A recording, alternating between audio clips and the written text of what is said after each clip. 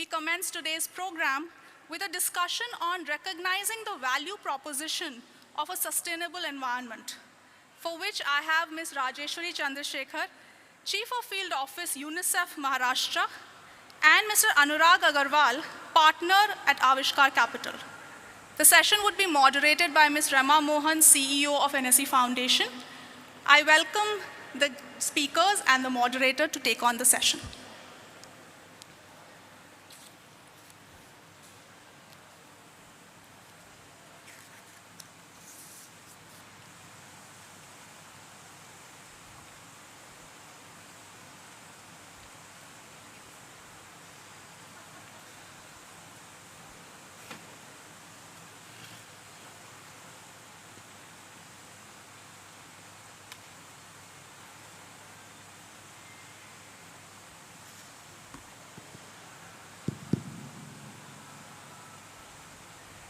So a warm welcome to everyone who is here with us today evening. We are going to have a very short session which essentially talks about how we find, when we talk of environment, really what it means for each one of us. So we have two organizations, and the first is UNICEF and the second one is Avishkar. And both of them do phenomenal work in this space. So I'm going to ask Rajeshwari about what exactly is it that UNICEF really does in the space of environment, and really why is it so important for you to work in this space? Good evening, ladies and gentlemen, and thanks, Rema, for inviting me to this event. I would like to answer your question with one sentence which I think says it all, that the climate change crisis is a children's crisis. The fact that last year in 2020 itself, we had about over 30 million newly displaced people, of which at least 10 million were children who were newly displaced. That speaks of the numbers. And according to UNICEF's Climate Risk Index that has just been released, we know that about 1 billion children, that is half of the world's children, are going to have very severe consequences of climate change in their lifetime, at least one such. It could be a flood, a sandstorm, or a cyclone, whatever, a heat stroke. And of them, we will have at least 860 million children who would face 4 such deprivations in their lifetime. So it clearly shows that the impact of the climate crisis is more felt among the children than in the adults. Also because they are more prone to the vector-borne diseases, they are more prone to the diarrheal diseases, and that's why it's important that UNICEF as a world children's organization works for climate change. And as we globally embark upon the 5-year or the 4-year strategic plan globally starting 2022, across 190 countries in the world, not just India, climate change is an important element of our country programs across the 190 countries that I just spoke about. And India is no exception to that. Maharashtra in India is also an exception, more so because of the agroclimatic zones that we have, because of the urban, the rural, and the tribal populations that we have, and also because of the long coastline that the state has. We are actually very, very prone to climate change. What we can do as UNICEF, as an organization, is one part of a larger ecosystem. And I think one of the first things that we can do and we should do, and I'm proud to announce that we have done, is start a curriculum for elementary schools for all children from grade 1 to grade 8, so that they understand and appreciate and respect nature, something that they have seen in their immediate environment, and something that they will continue to learn from. It is a knowledge of a pedagogy and cognitive skills-based learning from the known to the unknown. And I think that is why we have invested, and with the Department of Environment in the government of Maharashtra, and under the able leadership of the Honorable Minister of Environment, Mr. Aditya Thackeray, and the Principal Secretary of the department, we have worked with a very technical team in Maharashtra to design an age-specific curriculum. So it's not one book. It's according to the age of the child and the cognitive skills of the child that we slowly build upon what the child can learn, assimilate, and take it forward. Because we believe that if we can make children as green champions, we would have done a big service to the larger world body. So I want to just stop there. Thanks. Great, Rajeshwari. So here we have somebody who's really invested in the education, which then makes that change in the child who is our future. So coming back to the word investment, I know we are sitting at National Stock Exchange, and the word investment should be something very common. But I'm going to go over to Anurag, and we're going to talk about what are the investments really in the space. And I think you do a lot of impact investing. So really, what do we mean by impact investing? And why is that important, especially when we look at environment as a space or a sector that one needs to invest in? And I would also have a small follow-up question on that, and that is, do you have any success stories that you want to share that where your investments have really scaled up that initiative and really made that difference? Thank you. Thank you for that. So very quickly, I'll just quickly introduce Avishkar, the company that I represent. So Avishkar started off 20 years ago with this whole idea of taking risk capital to underserved markets, underserved geographies. So when I say risk capital, this is equity investments in very early stage enterprises, what is popularly known as venture capital. And this term impact investing wasn't even coined there. So we started investing in businesses with this dual objective of not only generating a commercial return out of that, so it was investments in for-profit ventures, but at the same time, dealing with low-income communities, either trying to reduce vulnerabilities or increase income in some form through the business. So that was the thought process, and our focus was mostly on low-income communities, which, by the way, I mean, ma'am spoke about children being affected by the climate crisis. It is the low-income communities that are most affected also by any climate change action. So our focus was purely on, increasing income and, getting people out of poverty. So the first few focus sectors for us were financial inclusion, where we've done a lot of work, and also sustainable agriculture.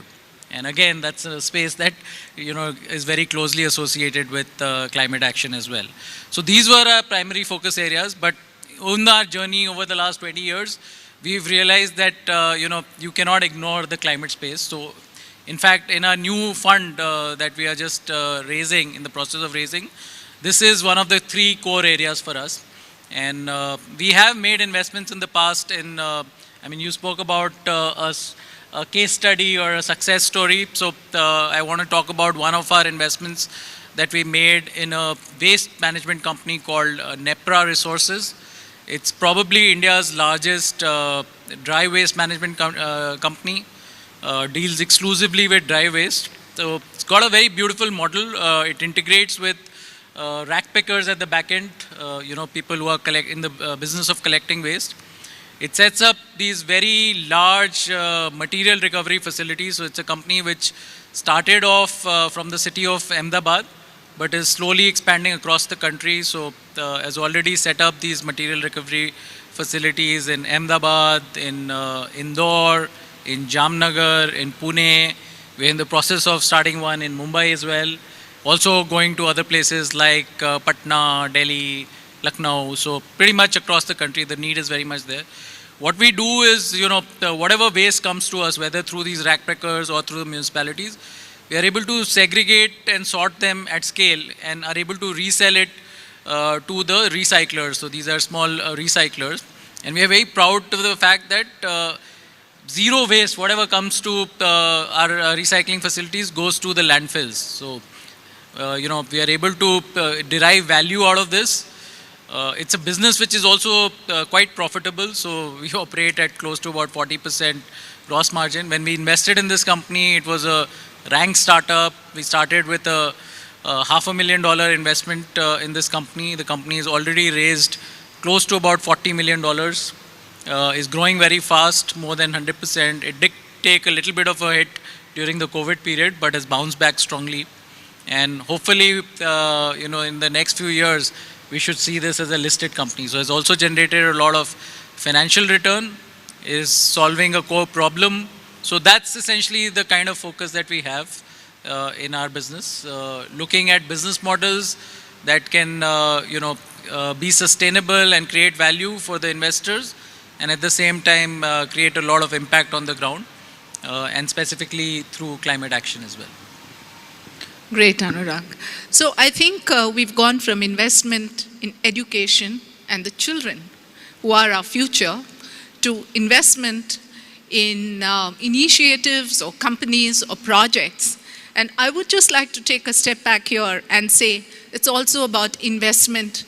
It's about individual investment in all these things to really create that success. Remember, I read about this, that if somebody makes that little 1% of change every day, the cumulative output of that entire thing is really huge at the end of the year.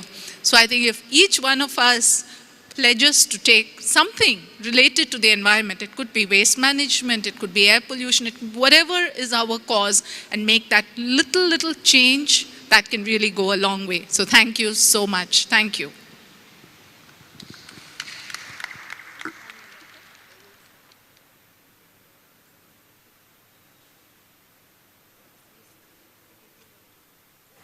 May I request Ms. Rama Mohan to kindly felicitate our guests.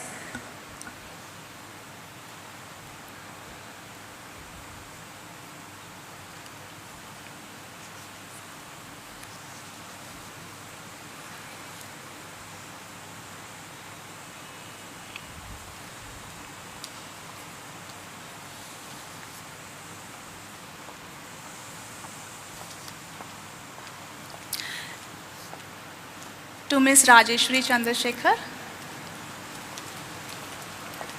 Thank you, ma'am.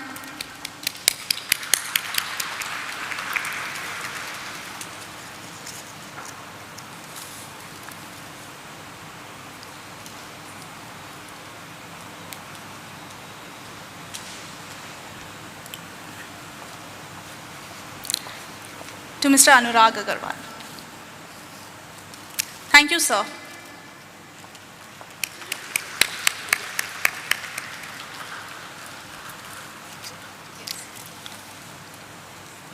Thank you so much to the panel and the moderator.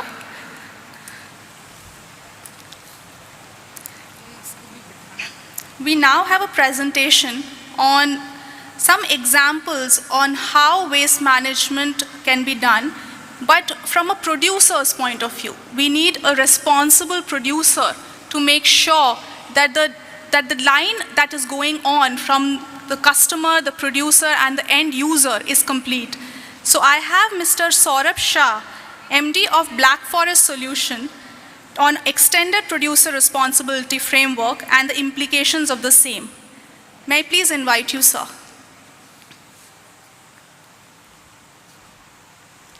May I have please a big round of applause for him? Thank you so much.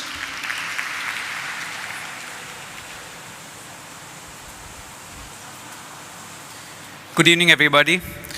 I think more than anything else, I need a round of applause because after 18 months, I'm talking to real people who are not in front of a screen, right? So I'm a little anxious, but I hope I can speak when a screen is not in front of me.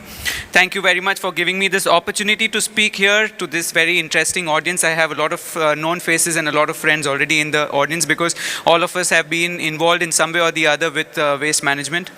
Also, having said that, before I speak about it, I am a little bit of a culprit here because I drank water from this plastic bottle. However, having said that, I don't feel so bad, and that's some of the good news that I'm here to share with you, because now we have something that is extended producer responsibility. Anurag just spoke about NEPRA. NEPRA is very good friends, also doing a lot of work in extended producer responsibility. So I'll share with you some things that have developed over the last few years, which could probably be of interest to everybody sitting here. Can I have help with the slides, please? Okay, so this is a little bit about our business. We are basically a joint venture of two German companies who see a tremendous opportunity in the Indian market. These two names that you see here have set up more than 30 producer responsibility organizations. These are basically organizations that help big brands, the ones like this, the ones like Pepsi, Coca-Cola, Unilever, etc., move the plastic waste from the dump sites, from the street corners, from the material recovery facilities to the recycling facilities. So, you know, the good news is that there is a lot of interest in the Indian market, in the Indian industry. I'll ask you to move on to the next slide, please. The EPR framework, please, a little more. So before, so if we just talk about before, as in about 5 to 7 years ago, EPR, there was nothing like EPR or extended producer responsibility. It was all plastic waste which was collected, which was just, which was collected by a few people, by a few beach cleanups, etc. And then you had it, that's it. The municipality was always struggling with what needs to be done. And then came EPR framework in 2016, 2017, 2018, where all the brands, all the big brands were mandated to get the plastic waste collected and sent for recycling or co-processing. So cement factories started accepting this waste for as an alternate fuel. If you can just click another one. But now, about 2 weeks ago, the Ministry of Environment, Forest and Climate Change has come up with a new draft framework under which just collecting the plastic waste and sending it to a cement kiln for co-processing is not going to cut the deal for all the brands.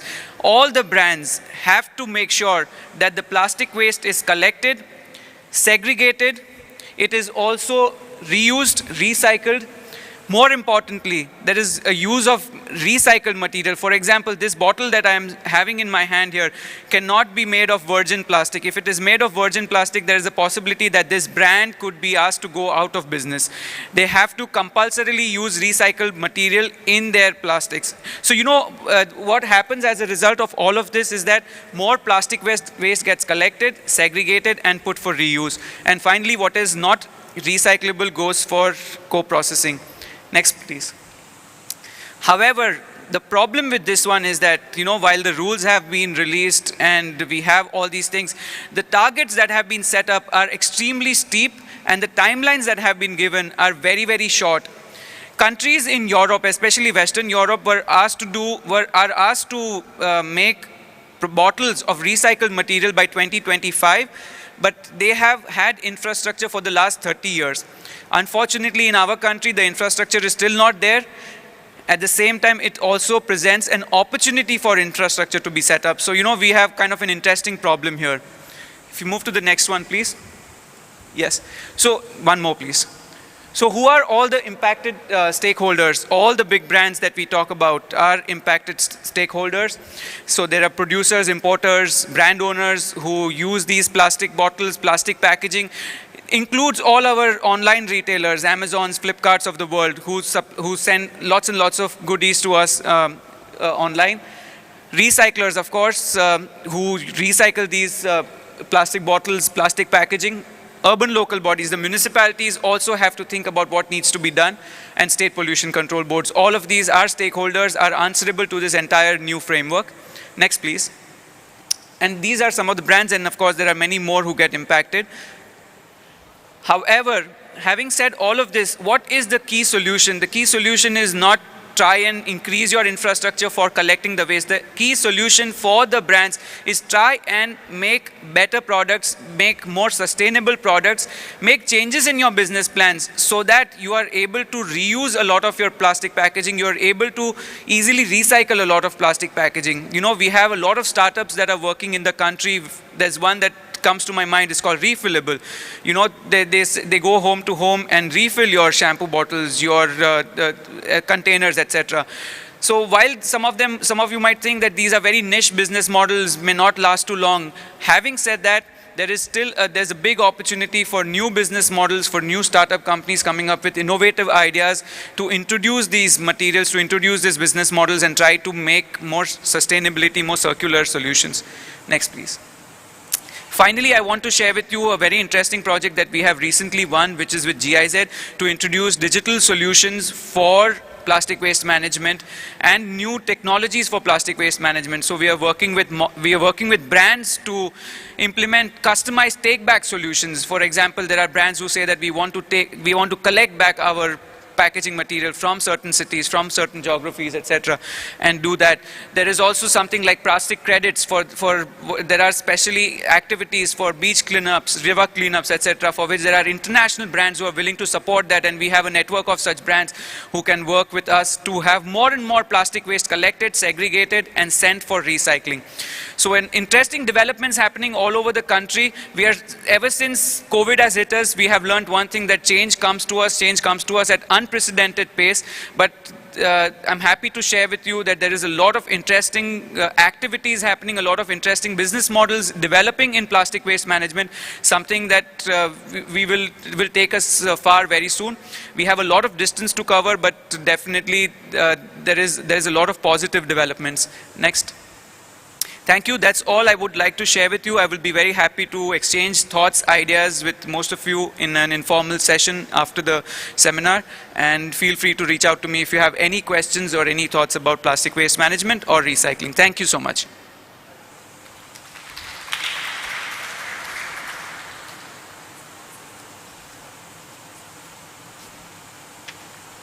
Any questions that you would like to ask him right here? Okay, I'm assuming that it was crystal clear. Great. All right, thank you so much, sir. Thank you. Can we please have a round of applause? Thank you.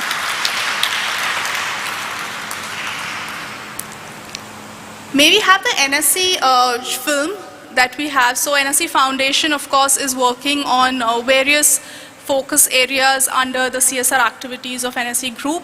And we have education, WASH and elder care as our main focus areas, but environment and sustainability has also been added recently, and we are doing a lot of work on that as well. Some of you must have viewed the film on the activities that NSE Foundation is doing, but maybe for others we can have this. Thank you so much. We'll have the next session shortly.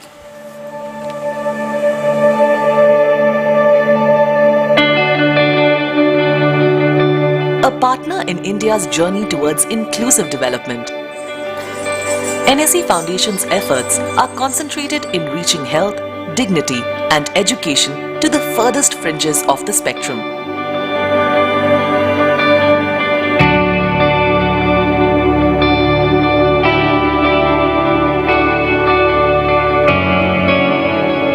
Today, NSE Foundation's interventions can be found across the length and breadth of the country. The interventions zero in on three foundational areas: primary education, elder care, and water, sanitation and hygiene. Every initiative is aligned with national social development goals. This works as a force multiplier, leveraging resources from government bodies. Every project is designed to reach the most vulnerable and make a sustainable impact. The focus is on marginalized communities, low per beneficiary cost, impact and scalability, pan-India projects, triple disadvantaged population, 3 to 5 year project timelines, and sustainability.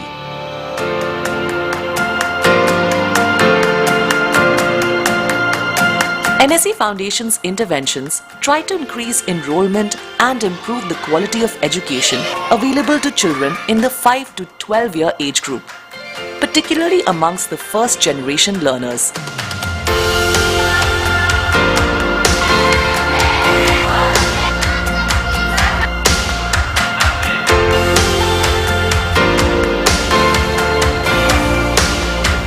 The focus is on enhancing age and grade appropriate skills in reading and writing in vernacular and English, and in arithmetic.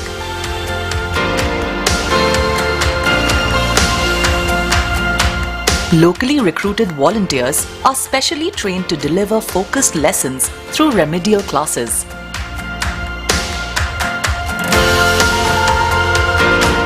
Customized teaching materials are developed, creating vibrant learning experiences for the children. Building the capacity of government school teachers is also a key part of the project.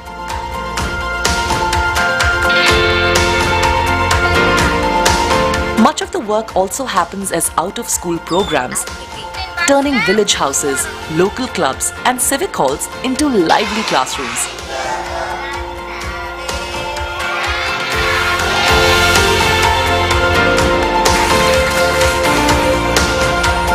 Poorer parents are motivated to send their children to school.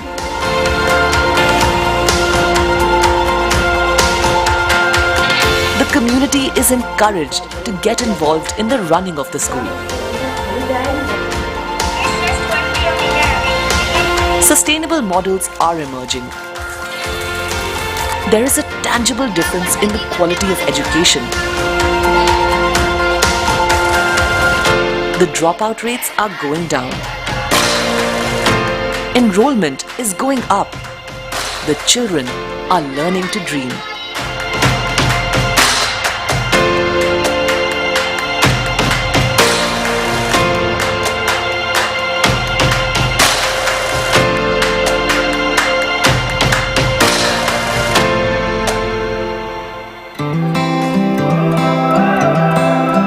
Safe water and proper sanitation really hold the key to public health.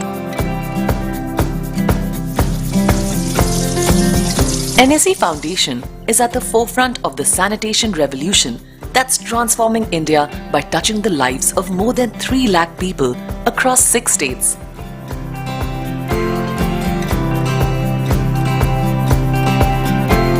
The education projects are combined with the Water and Sanitation Initiative for a comprehensive impact.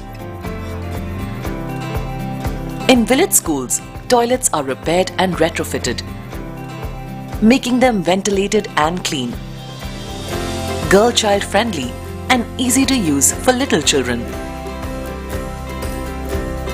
Proper water facilities are built.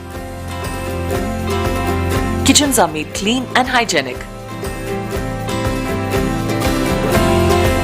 Drinking water taps are separated from the washing stations. Sanitation is taught in and out of the classrooms using innovative methods.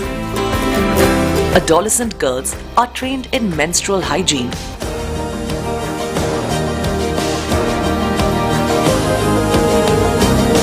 In poorer villages, household toilets are built and repaired.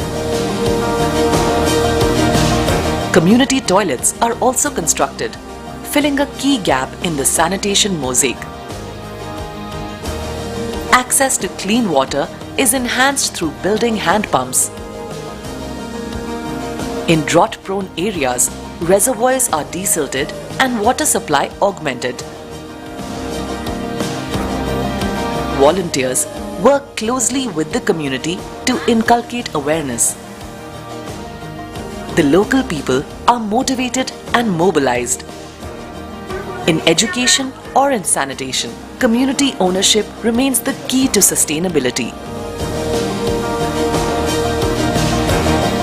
Today, NSE Foundation's initiatives are touching the lives of more than 3 lakh people across 7 states. By 2023, the number is projected to go up to 6 lakhs. More and more villages are achieving ODF status. The public health indicators are going up, as is the sense of dignity and empowerment amongst the poor.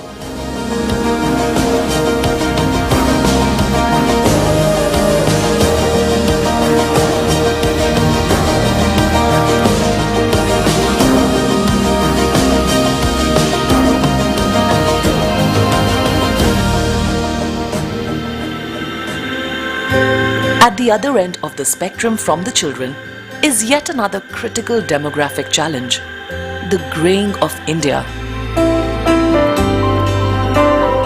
The main vehicle for inclusion and empowerment is the self-help groups of elderly people assisted by community volunteers. The objective is to put the elderly back on their feet, restoring their health, livelihood and dignity.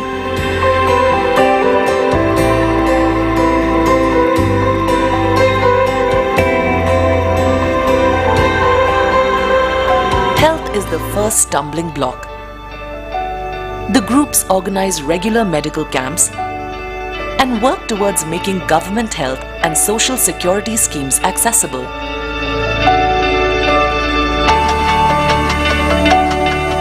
Food security for destitute elderly is ensured by creating community food banks. Social inclusion is another vital part of the initiative.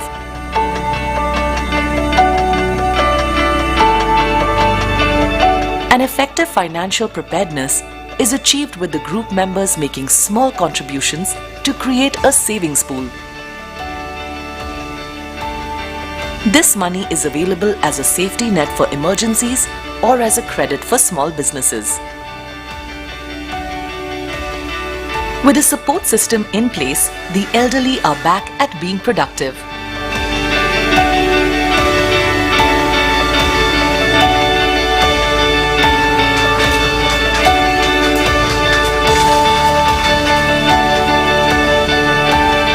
Today, every self-help group is setting an example before the community and inspiring the next group to come up.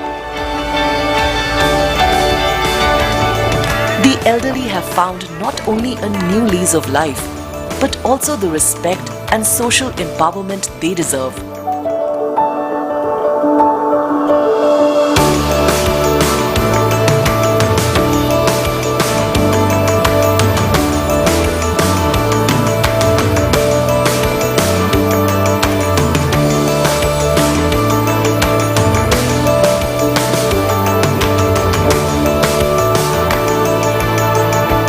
NSE Foundation work is aligned with India's flagship development programs like Sarva Shiksha Abhiyan and Swachh Bharat Mission, to name a few.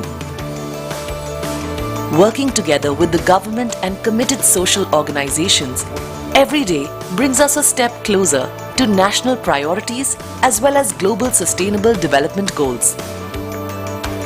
In the final analysis, NSE Foundation success is measured in smiles, in the confidence, dignity, and empowerment of the marginalized.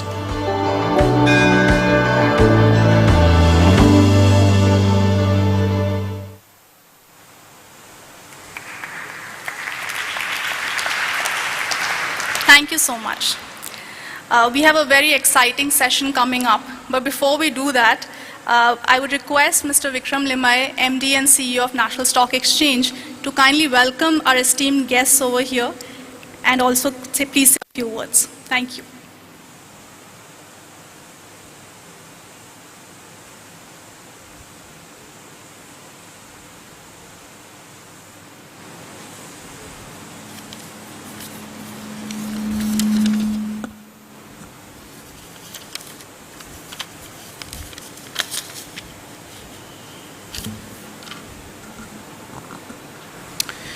Very good evening to all of you, our distinguished panelists, Shri Aditya Thackeray, Minister of Tourism and Environment, Government of Maharashtra, Cyril Ghosh, founder of Parley for the Oceans, Satya Tripathi, Secretary General of the Global Alliance for Sustainable Planet, Eric Solheim, former Executive Director, UN Environment Program, Ms. Rajeshwari Chandrasekhar from the UNICEF Maharashtra, other distinguished members in the audience from the government, NGOs, ESG practitioners, other corporates, and all our friends, to today's panel discussion on economic opportunity for India to accelerate management of marine and land waste and pollution. One of the most visible evidence of human economic and other activity today is the waste that is found in almost every facet of our ecosphere. To cite a few numbers, over 34 lakh tons of plastic waste was generated in India alone in FY 1920, and it is estimated that 79% of the plastic made in the world enters our land, water, and our environment as waste. Some of it also enters our bodies through the food chain. It is also estimated that more than 1 million marine animals are killed across the world due to ingestion of plastic. More than 11,000 kgs of waste was removed from Mount Everest in a recent effort to clear garbage from the mountain. In one of the most comprehensive studies to date, a paper published by Yale of the environment stated that the polar ice caps are melting 6 times faster than in the 1990s. and the rise in sea levels due to the rising temperatures would leave 400 million people exposed to coastal flooding each year by the end of the century. This delicate ecosystem that envelops us is intricately linked to our activities, both economic and otherwise, and there is a growing concern today that we have reached the tipping point. There is a need to re-energize efforts across the world today to address issues of climate change, pollution, and waste management amongst the countries to achieve publicly expressed climate goals such as the Paris Accord. To address these issues that are triggered by an increase in population, consumption levels, urbanization, etc., we as a nation must embrace sustainable development models that recognize the sensitive relationship of humans and the environment and move from a make, use, throw model to a make, use, reuse model. A holistic economic approach aimed at adopting processes and practices around the principles of a circular economy will maximize resource efficiency, minimize the consumption of finite resources, as well as create products that will be in consonance with a sustainable environment and ecosystem. Corporates, especially in the manufacturing sector, play an important role in adopting sustainable and responsible business practices in their day-to-day business activities, which contribute towards the well-being of society in which they operate by transitioning from a linear to a circular product development approach. In the last few years, we have seen a number of legislations and dialogues around sustainable environmental practices, including waste management guidelines in India. The new sustainability-related reporting requirements for the top 1,000 listed companies, business responsibility and sustainable report is a significant step towards including not only the corporate's ESG risks and opportunities, but also the environment-related disclosures covering aspects such as resource usage, air pollutant emissions, greenhouse emissions, transitioning to a circular economy, waste generated and waste management practices, biodiversity, etc. When companies demonstrate their sustainability objectives, position and performance, it will further translate into higher standards of ESG disclosures and transparency, which in turn will attract more capital and investments. Being a responsible corporate citizen, NSE's vision is to continuously reduce its carbon footprint, enhance environmental protection practices, and promote sustainable business operations. NSE became the first stock exchange to harness wind energy for captive power usage on commissioning of the 6.25 megawatt wind power project in Satara, Maharashtra. Food waste generated in this BKC building, processed through a vermiculture system installed, and the manure generated through it is used in the gardens in this building. Sewage water generated at the exchange plaza here is recycled, and the processed water is used for secondary purposes. NSE Foundation, the implementing arm of the CSR activities of the NSE Group, also undertakes environment sustainability programs in selected aspirational districts of India, where we work on the restoration of water bodies, community-led interventions in environment, engagement with local governance systems, and capacity building. The Foundation has empowered farmers to adopt sustainable agricultural practices that restore the natural health of the soil and encourage cultivation of indigenous strains of seeds. We are happy to have today in our midst individuals who have translated the cause to commitment to commercialization, or a 3C approach to create a value proposition that is required to create global scale to achieve impact. I once again welcome all of you to the panel discussion today and hope you will find useful and insightful takeaways from today's deliberations. Thank you very much.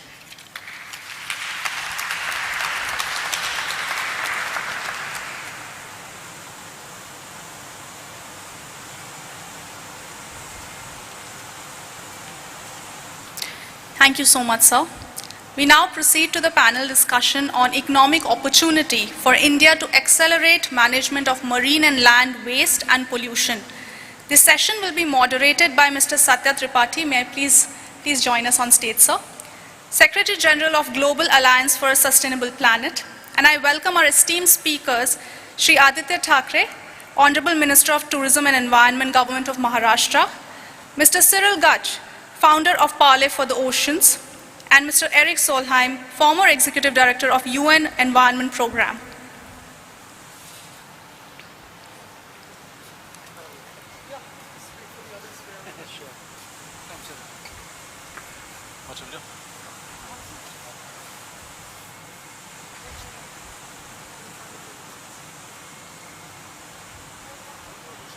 Over to you, sir.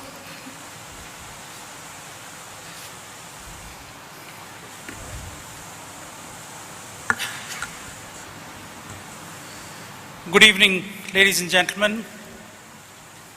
I'm Satya Tripathi, and I head something called the Global Alliance for a Sustainable Planet.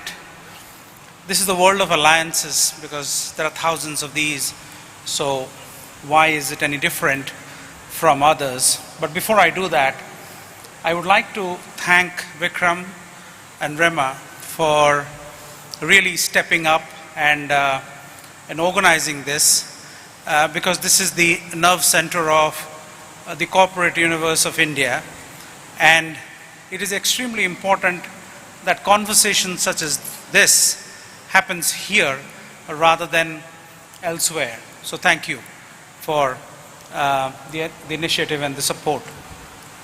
We have amongst us three extraordinary individuals who hold the key to what we need to do over the next 10 years. And let me start by speaking a little bit about the Honorable Minister. He's a young man, so I'm not holding that against him. I'm more than twice his age. But why I mentioned he's a young man is because the future matters way much more to him than people like me.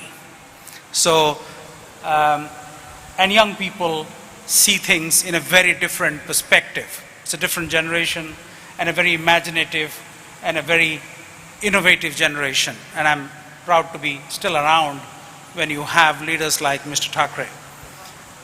We have with us Mr. Eric Solheim, who's been the head of UNEP, of course, head of OECD DAC, head of then Minister of International Development, Minister of Environment, and you know, it's a stellar career.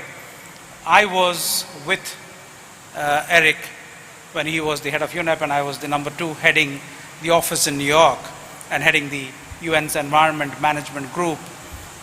And I always marveled at his ability to cut through the noise and really think outside the box. Often we talk about talking outside the box, which is basically, you know, we place ourselves outside the box, the proverbial box, and we think the same. When you talk about thinking outside the box, you actually have to think. It happens in the head. There's no box. The box is here. And so that's what I really, I'm so grateful that he's here today. And Cyril Ghosh is a transformative thinker. And I'm so, thank you, Cyril, for first time in India and making it all the way. Thank you. So you will hear from him, but you know, I have been a part of this conversation for a long time in the UN and now with the Global Alliance. What worries me the most that we often confuse talk for action. And then that's what is the nemesis of us as a species. And let me explain why. Vikram talked about what's happening, you know, in terms of the dire situation the climate is in, whether it's the microclimate or the macroclimate or differential happenings in multiple agroclimatic zones. But what we really need to understand is that we are at 420 parts per million of carbon concentration in the atmosphere. The last time we were here was 3 million years ago. Make no mistake, that's how bad the situation is. People were jumping with joy that the COVID infection and the COVID pandemic has actually brought animals to the streets and things are going to get better. We can see the Mount Everest from a distance. That's all good. Before the pandemic, we were at 416 parts per million. Now we are at 420. So nothing is stopping. The onward march of catastrophic climate meltdown is happening as we speak. And that is why I'm so delighted to be moderating this session with 3 extraordinary individuals, because literally the future of the world is in their hands. What they do, and if they succeed, you can replicate those successes across different geographies, and you can certainly help the planet. So without much ado, let me set the ground rules, because we have a panel and we have roughly about an hour. So I'll be inviting each one of the panelists to present their ideas, and then of course we'll have time for a meaningful question and answer session. Let me start by inviting the Honorable Minister. I see in your role, sir, as the Minister for Environment, not just as that of Maharashtra, you are in a unique position because Maharashtra also houses the commercial capital of India. This is the commercial nerve center of the country. So using the leverage of your office, what can we do to bring together the corporate world to really look at ESG as a meaningful tool to improve our performance? Because it has been mostly about private profits and public losses. That's the reality of the situation, you know. We don't see the true cost of an investment and what it does to the planet and the climate and the environment. But here is a possibility. So using the gravitas of your office, could you build, or how do you see this? You know, is it possible even? Let me start by asking you that question. Thank you. Thank you. Thank you for having me over. Am I audible? Yeah, I think I'll take off my mask since we're on stage and everyone's wearing a mask. So, thank you for having me here. Thank you, Vikramji. Apart from being a Scottishite, and Scottishite is, you know, we share the same school, so we have this unique group of ex-students. But I guess it's an honor to be here sitting with the both of them on stage and with you, Satyaji. What you really asked me about corporates and how do we bring them on board for climate change action, I think that is really crucial because almost everyone listed out here running up the ticker realizes the fact that climate has changed around us. You know, what we thought earlier as weather anomalies are not anomalies anymore. There is a pattern in that. If you just be here in Mumbai, we've never faced cyclones and storms in the past 100 years. In the last 13 months, we've had 3 storms. We've never had flash floods with a rainfall capacity that goes beyond 250 mm. For the last 5 years, we've had 250 mm of rain in a span of 3 hours, 4 hours, for at least 3 to 4 times in a monsoons. The last 3 years, Mumbai city has faced more than 3,000 mm of rain individually for the last 3 years. So all of us really realize what we are facing today. Obviously, when we look at what governments can do, you have multiple things we can do together. Right from electric mobility to renewables to solid waste management to everything that we can really have in terms of mitigation and adaptation. But my point really is that enough today? Can we really stop climate change? Maybe not, we've gone past that barrier. What we can really do as governments, as citizens, as corporates today is really slow down what climate change is doing to us and what climate change is being taken as, you know, in terms of we're just pressing the gas every time we feel that there's need for stopping, we're increasing our speed towards climate change. In terms of corporates and ESG and in terms of what they can really do, whenever I meet a corporate house, whenever I meet a huge industry or a manufacturing industry, because as a financial powerhouse of the country, as the industrial powerhouse of India, Maharashtra cannot say no to industrialization.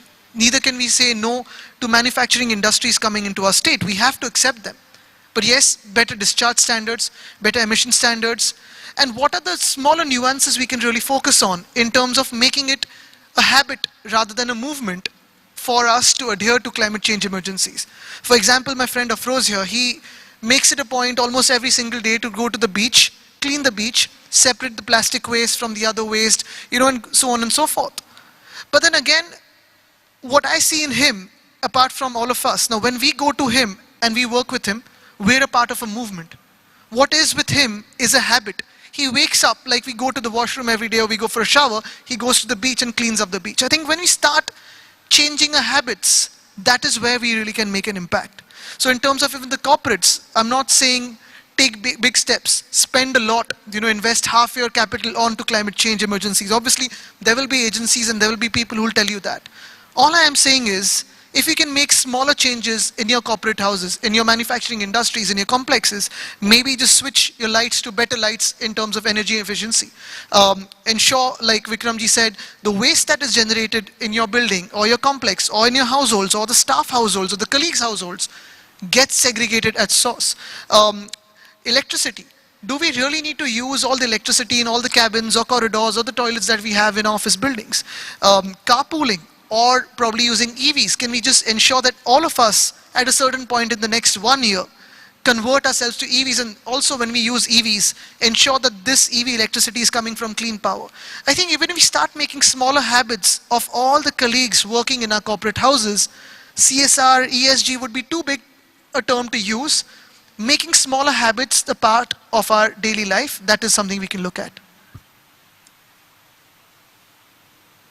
Thank you. Thank you so much. Thank you. As you rightly pointed out, a problem created by 8 billion people is not going to be solved by a few governments or a few corporates, even if they were to be the most generous and the most conscientious actors, because we all need to act within our own remit. We need to understand that it is our actions that really has an impact on the environment, and so it has to be a movement of sorts. Let me turn now to Eric Solheim.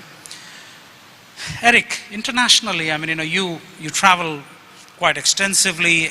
You talk to some of the most significant countries in the conversation who matter to the broader conversation on climate change. Is there hope? Do you really see things changing the way we ought to? Allow me to stand. Yeah, please.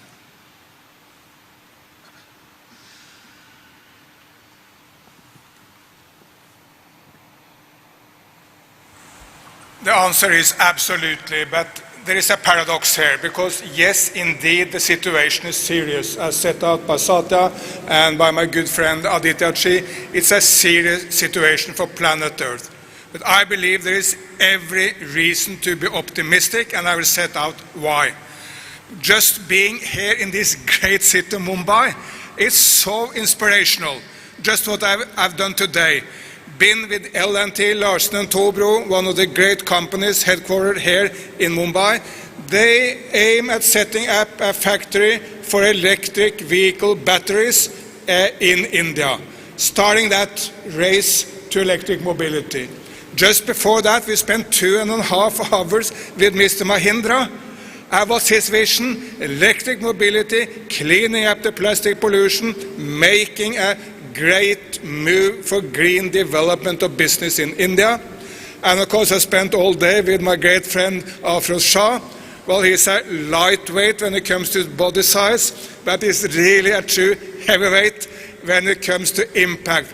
He has mobilized more people for beach cleanups than any other human in human history.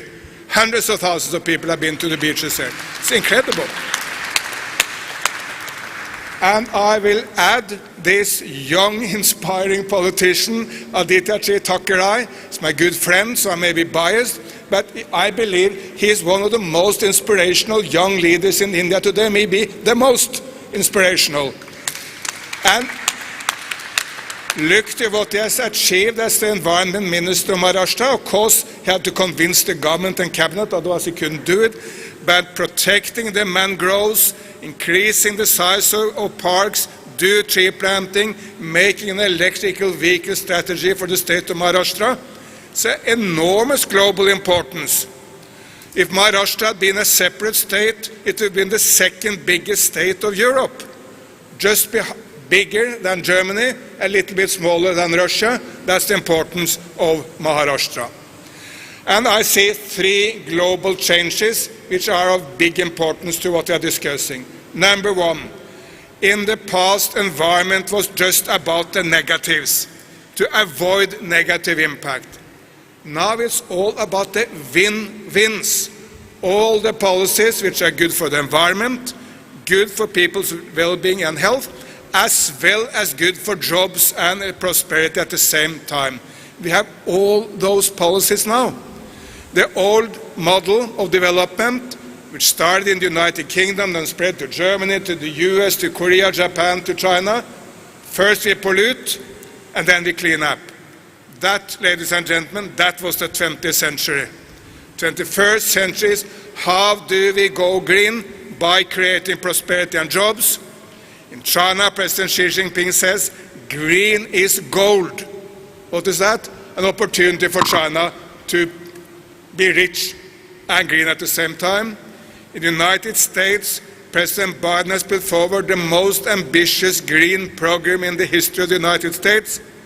It's called America Jobs Plan, to highlight this combination. Secondly, there is a huge shift from diplomacy to business. It's business driving the agenda now. I was in Copenhagen at the climate conference there in 2009. They were all there. Manmohan Singh representing India, Obama from the US, and basically all global leaders came, and it was a complete disaster. Absolute disaster. Catastrophe. But what no one contemplated in Copenhagen was the fact that from then to now, the price of solar energy would fall by 90%. So it was much more significant than any text in any document from any conference of diplomats. So nothing diplomats can do, which is of similar significance to the world, than bringing down the price of solar and making solar affordable to the world. The price of solar energy in India today is the cheapest energy ever existing on planet Earth, and is much cheaper than coal. And the third shift is from Europe and North America to Asia, basically to China and India, which are now in the lead. China is the lead nation of most environment technologies, but if you look to solar, for instance, China is number one, India is number two. And just in the last couple of months, there was a big initiative both in China and in India for green hydrogen. Here in India, Prime Minister Modi launched an all-India strategy for green hydrogen. Mr. Ambani from Mumbai put $10 billion American dollars on the table. The week after, Mr. Adani from Gujarat, with a longer time span, put $20 billion US on the table. Of course, when the Prime Minister with these giants of Indian business come together, it has enormous impact. So if you try to look into these three shifts, into win-win proposition, business at the center, and Asia now much more important, in fact dominating the world, is a great positive shifts. Let me mention a few areas where India can really take the lead.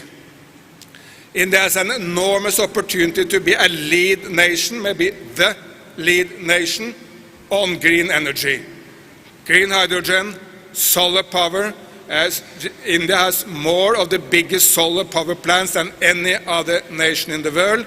You have the first all-solar airport in Kochi, first all-solar rail station in Assam, and the new Delhi Metro will very soon run on solar energy. And Aditya and the people from the local transport company here told me that all the electric buses he launched 1 week back, they will soon run on solar energy produced right here in Maharashtra. It's a fantastic win-win, electric buses running on solar energy. And the ambition is, of course, that all buses in Maharashtra or Mumbai will soon go electric. That's number one. Secondly, India can be a lead nation on tree planting. Just yesterday was in the city of Bangalore. More than 35 urban forests are created in the city of Bangalore alone. And this group called Say Trees are now creating tree planting all over India. But you see the same in Pune, in Chennai, for sure here in Mumbai, a rush towards greening of the cities. And tree planting is fantastic. The state of Telangana has increased the tree cover of Telangana with 3%. Fantastic achievement, and it's in the global lead. And of course, all of India can move in the same direction, and we will establish India as a lead nation in tree planting and urban forests. Thirdly, Afros has led us towards on the way to recycling economy, a circular economy. We cannot produce any number of plastic and just throw it into the nature. I mean, it's so heartbreaking. A whale died in Thailand last year. It was vomiting plastic bags while dying. What are we doing to nature? But the answer is also very clear. Prime Minister Modi has just put forward an all-Indian policy to abandon all the plastics we do not need, while of course you need to recycle all the plastics which are needed. And Afros with many businesses are now working on how to set out that. Day before yesterday I was in Chennai. In Chennai there is an enormous dump site. I've never seen anything like that. It's 5 million tons of waste which have been accumulated through 30 years. That's the bad news. The good news is that they are now right into recycling this. They will make the soil coming from this into pavement.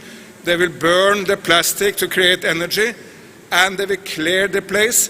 And in 1 to 2 years' time, it will be a playground for children, a place to go for a walk. There will be any number of parks and trees on this horrible place. So you turn it from hell into really heaven, and with a 1 to 2 years horizon.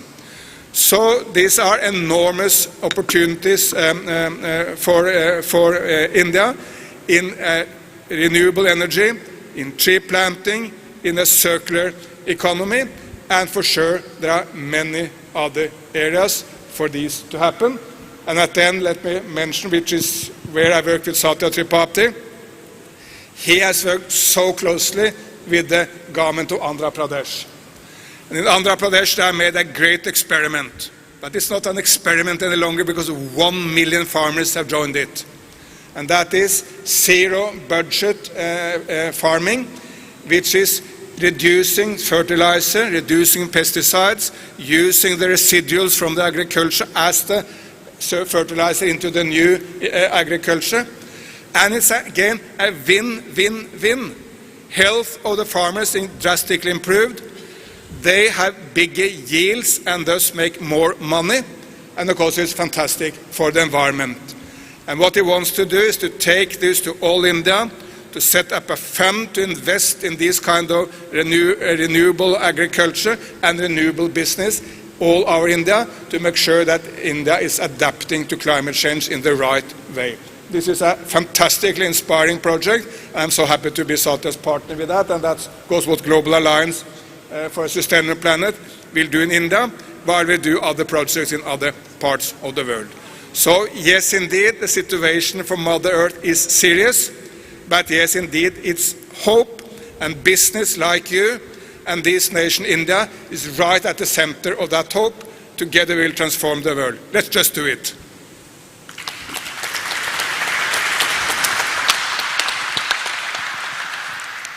Thank you, Eric. Truly inspiring. It's the power of partnerships, as we say, that together we can do a lot more than when we try to do things alone. And with Cyril, we're going to hear, he has a presentation, the power of partnership. The power of partnership of bringing together millions of like-minded young individuals who can really transform the ecosystem. So he will do it much better than I can. So please, the floor. Thank you, Satya. And thank you, everybody, for having me here. I'm not here to preach. I'm here to learn. Because I believe that this country has a potential that the West lost. The West that I'm coming from. And I don't think that you need technology coming into your country and creating a mess. Because that's a lot of technologies that cause that. I believe that solutions are here. I believe that there's enormous potential of defining the future of materials, of consumption, of economy in this country.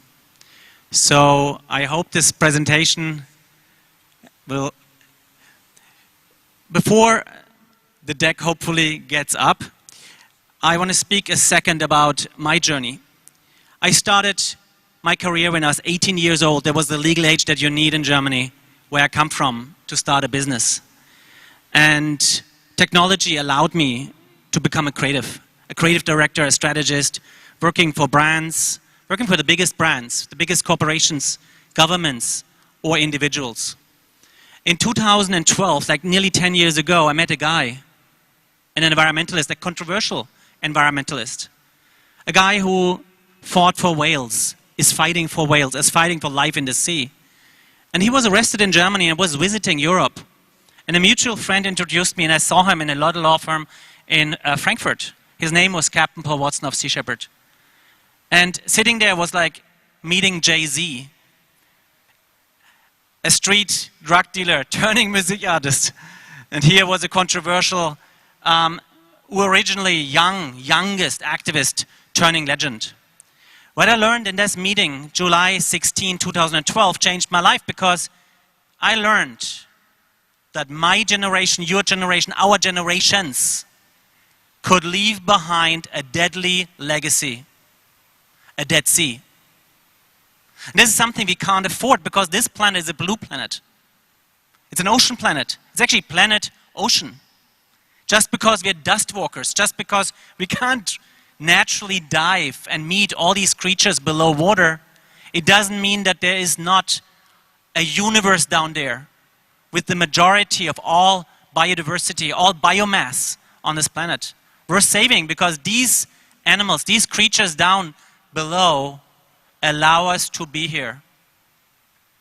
Out of 3 breaths you take, 2 are generated by creatures in the sea. Yes, there's green, there are the trees, the plants, but there's life underwater which allows us humans to exist, to be here. When I learned all that, June 16, 2012, I called my partner in New York. We were running a design firm there. And I said to her, listen, we need to get out. We can't focusing anymore on designing stuff, making people richer, making our pockets fuller, and being driven by ego. We need to go and fight for the environment. We have to take on a new client, the oceans. And that day, actually 4 seconds after I said that to her, she agreed. Let's turn our design firm into an environmental organization. That is the birth hour of Parley for the Oceans.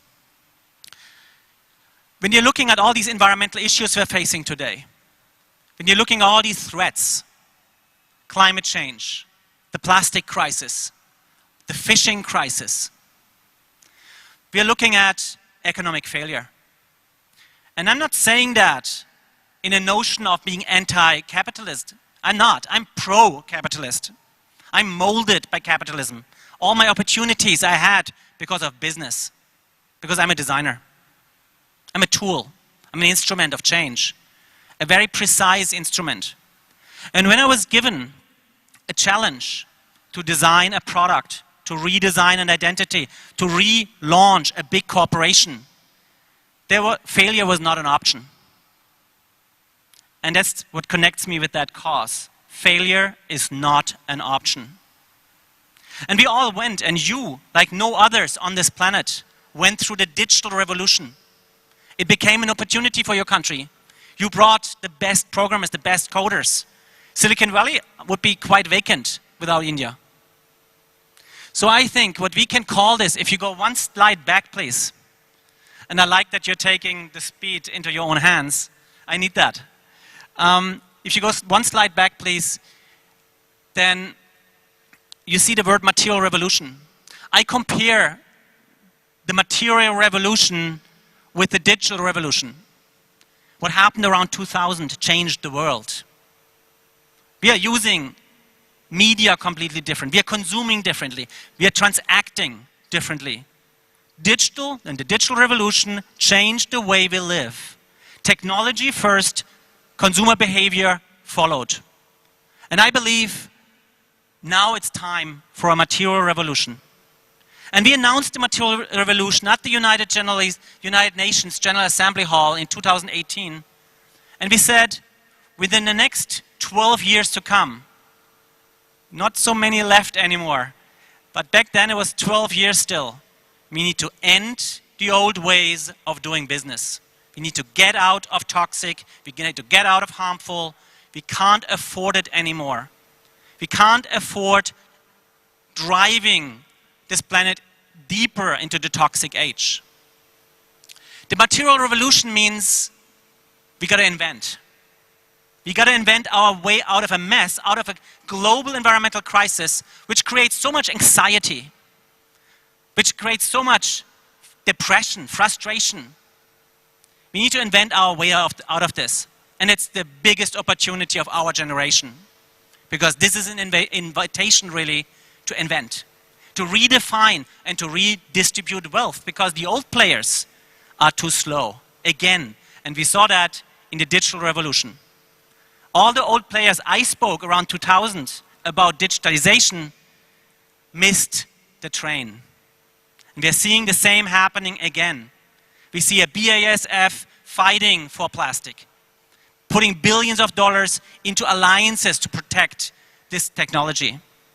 The technology is dead already because we don't trust plastic and materials like plastic not longer. We don't believe anymore in fossil fuel. Next, please. So that makes us futurists. And I would say the environmental movement failed. We environmentalists failed. The last 50 years we spoke, we held up letters and big signs. The scientists projected everything what's happening. Nobody listened. Or the right people, the leaders, didn't listen. The entrepreneurs, the inventors didn't listen. And therefore, I think it's time for being a futurist. Because we're really, as a human species, we are so good if we are threatened, if our existence is at stake. We are so good when we have to fight for survival. We get so really good when we are facing impossible missions. We get excited. We want to change the world. We want to survive. We want to live because we are creatures. We are living beings who want to stay on this planet. Next, please. So therefore, I find sustainability is a silly name for what the task ahead of us really bears. Let's speak about eco-innovation. That's sexy, that's exciting, that's desirable. Let's create, let's invent. Next. Next chart, please. And what Palais believes is, we believe in cross-intelligence because complexity that we are facing, the complexity that formed around technology, around fossil fuel, plastic being a side product of that, around all the technology, the chemical formulas that we designed, the products we invented, the ecosystem around it is so complex and the dependency on these technologies are so high that we have to now be cross-intelligent. We have to look at the stakeholders and say, okay, there are people who don't want change, there are other people that half want change, and there are people that want change. Some people are threatened by that change that we are suggesting. So we have to offer something against this technology that we're taking off the table. How do we do that? Through collaboration. It doesn't work if you just go out with a law. It doesn't work if you just ask people to not consume if there is no option. If you ask a manufacturer to stop using materials if there is no alternative, if you would drive them into ruin. That means you need to understand the stakeholders, and you need creativity, and you need eco-innovation, you need new technology for that. Next, please. This is a sad image from Indonesia, Bali. This is all plastic trash. In the monsoon and the rainy season, it washes down, it bounces back on the beach. That's one of the most beautiful places on earth, theoretically. Not anymore. And I'm not showing you an Indian beach, because this could be anywhere on the planet. Next. Again, Indonesia, next please.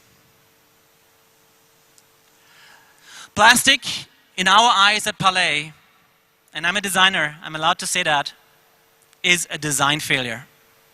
This material was great for a period of time when we were less people on the planet, when plastic was still expensive.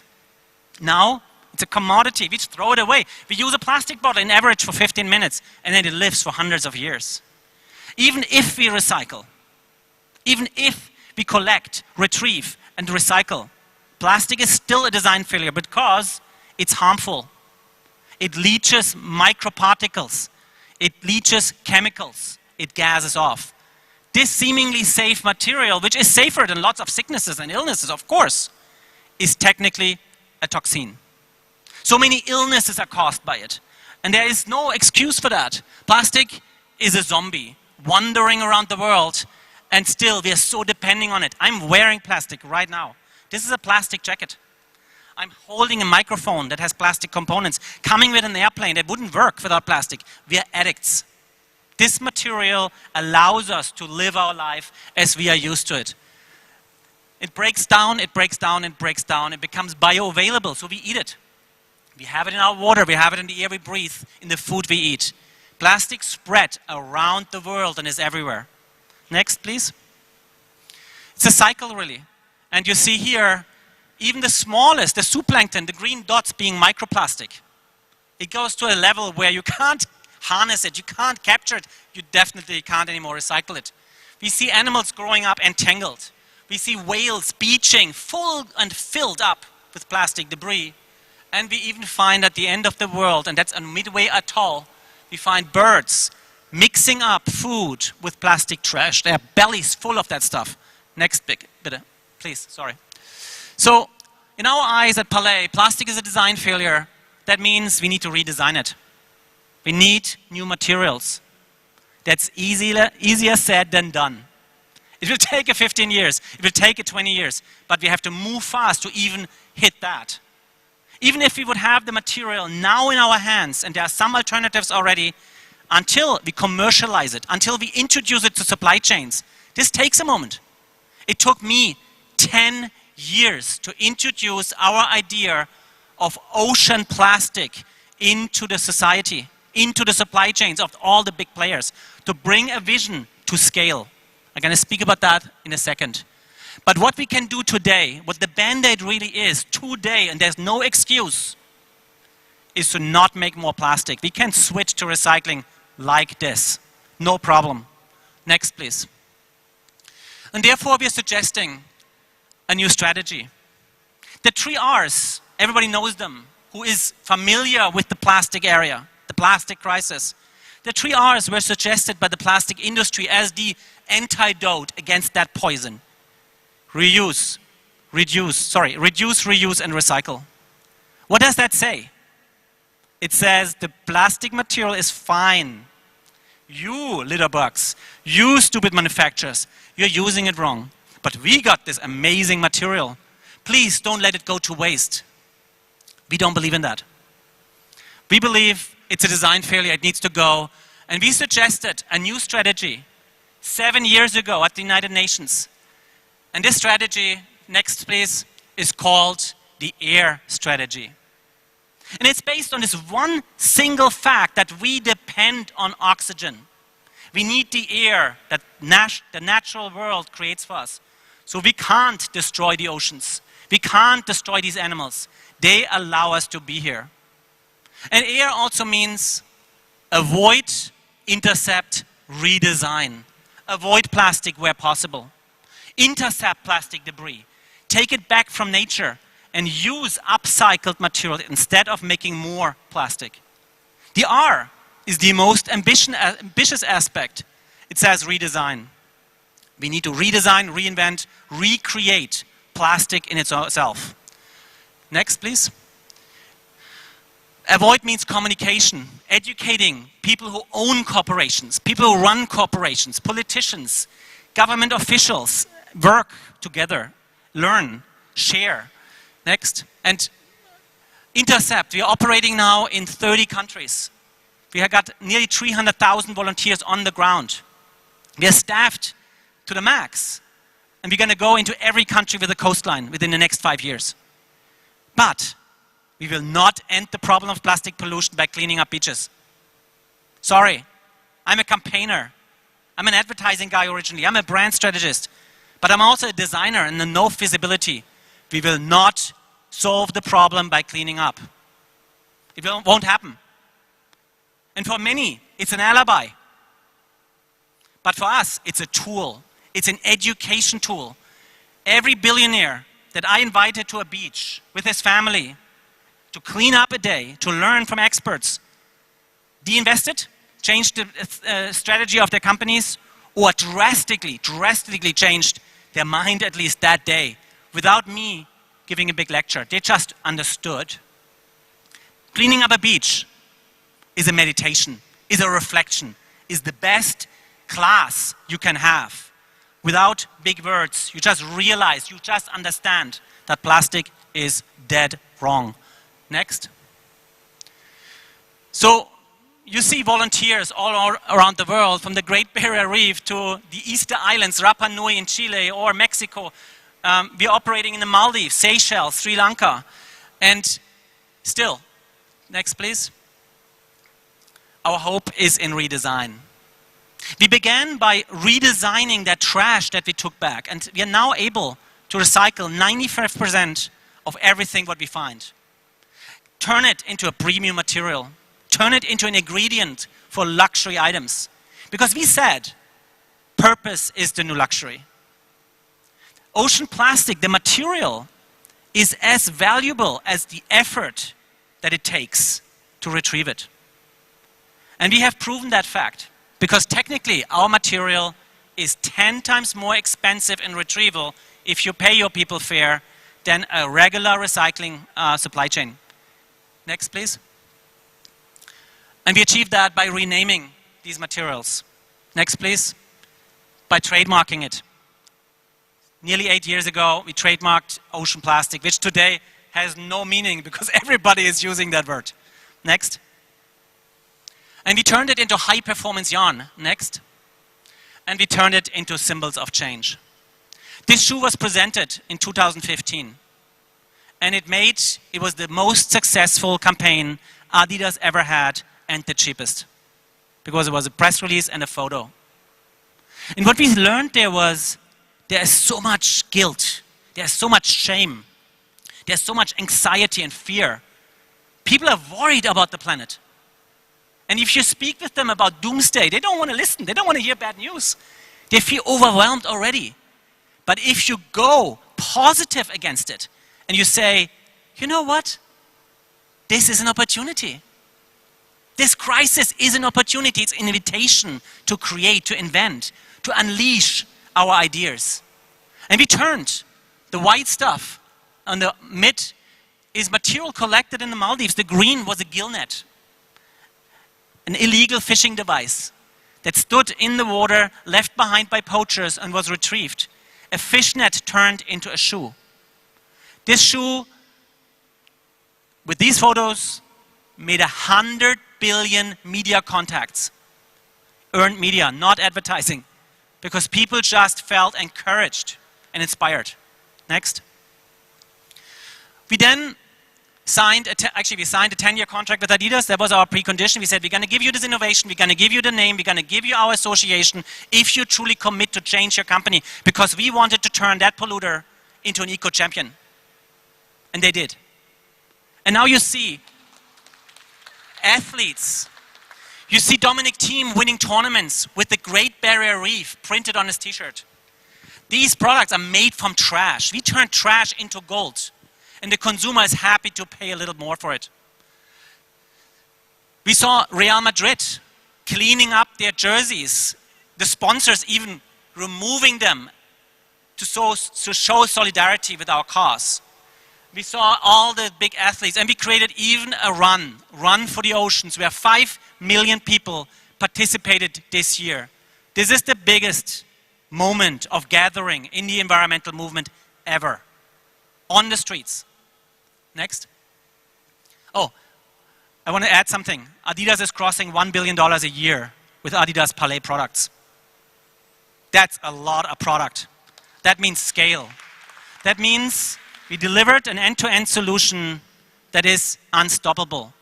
And it asks, though, for a completely new design of a supply chain, where trash suddenly becomes luxury. Next, please. This is trash. Eyewear, $300 a pop, made from fishing net. Next. Here you see Iris van Herpen, one of the most renowned and recognized high fashion designer, haute couture. This is 3D printed trash.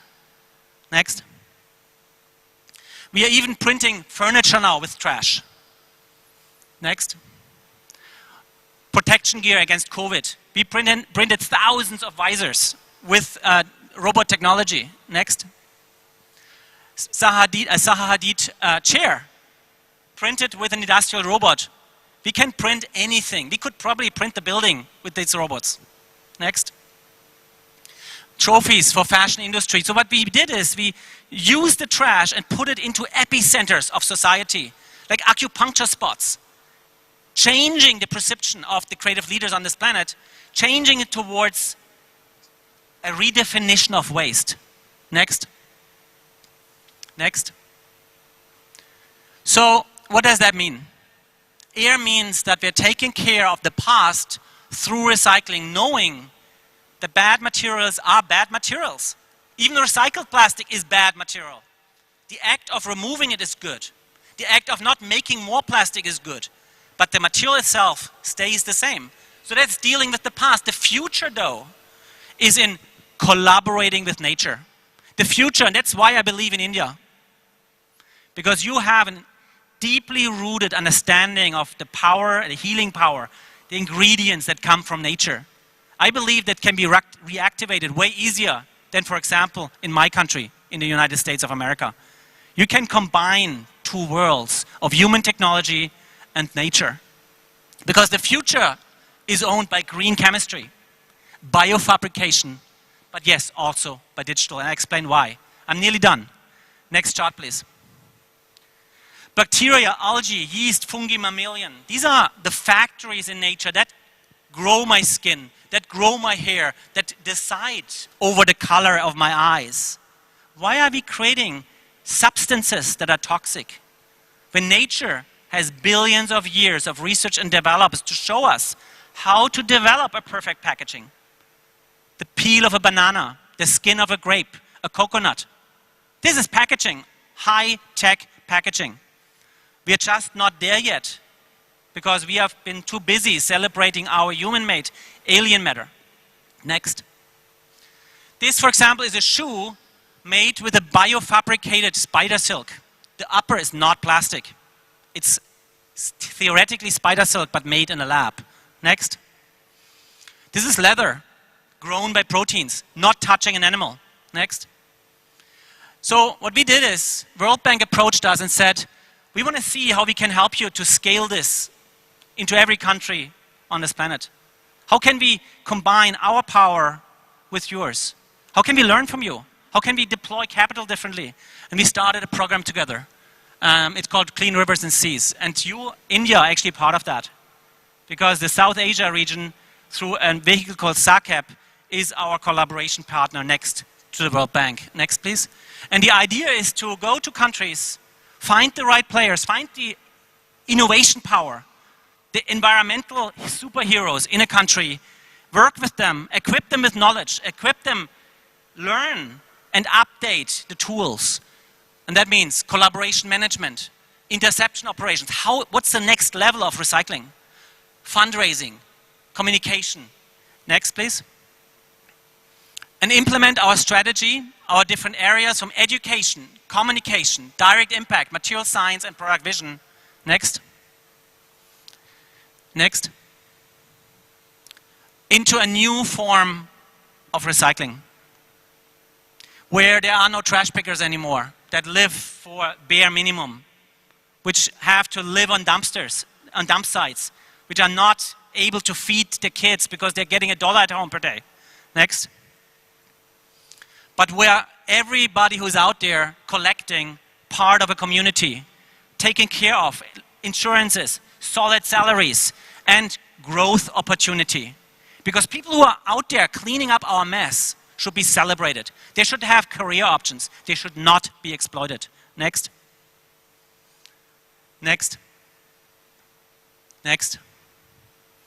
And in order to kind of roll out fast, we developed a toolkit of river interception devices, community centers that serve as education centers, but also as recruiting offices, job offices, and also modular recycling plants that all work on the same industrial standard to deliver the best recycling material ever. That works in high performance application And we guarantee all these tractors a premium price that is way above market price, a top premium that allows everybody to pay wages fairly, and so on. Next. Next. Next. So technically there is a network plant of air stations across India and central recycling hubs that turn all that trash into premium materials. If we roll this out aggressively and fast, India will be the leaders in this field. Flanking that with material innovation, material science, this is the solution for a global crisis. Thank you. Nice.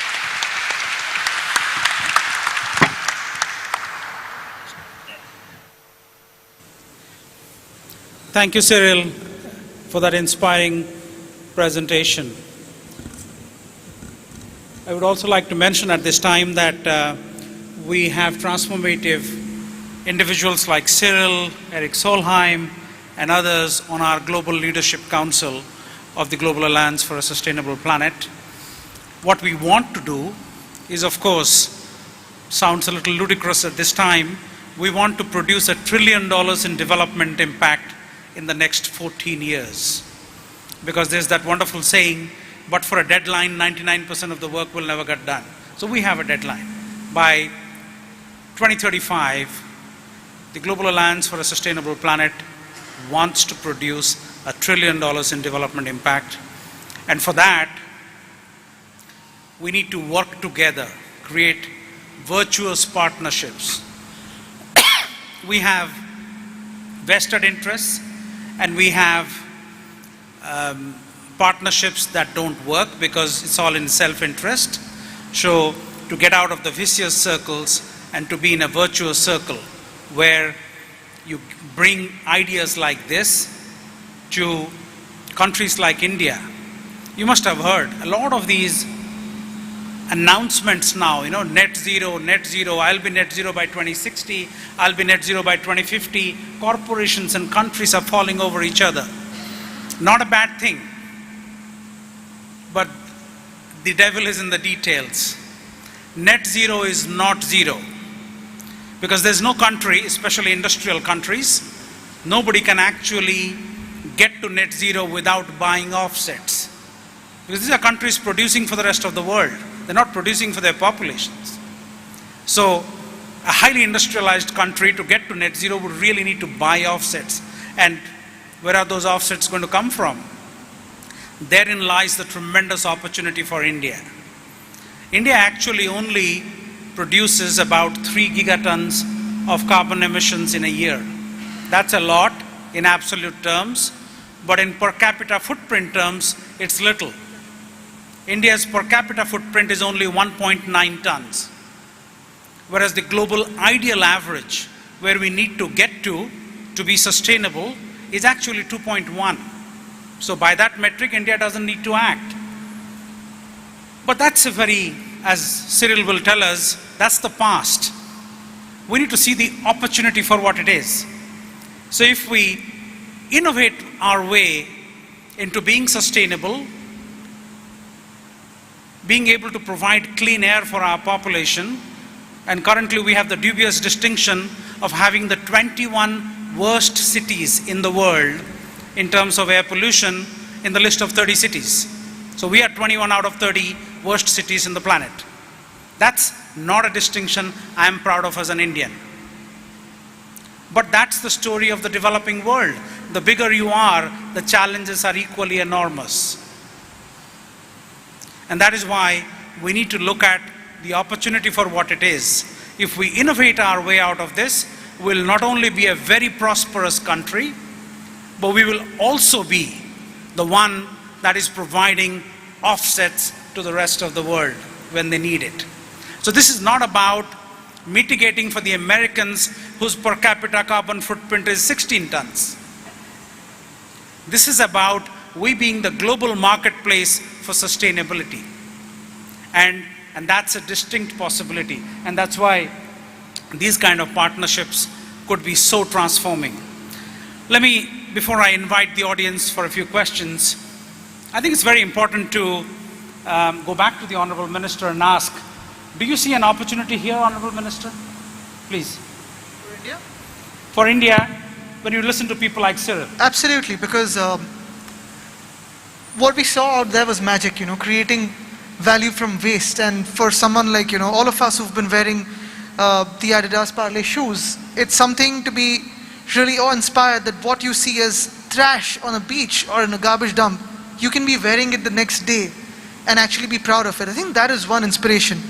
But I've always believed that we as Indians can lead the way in climate change action, both mitigation and adaptation.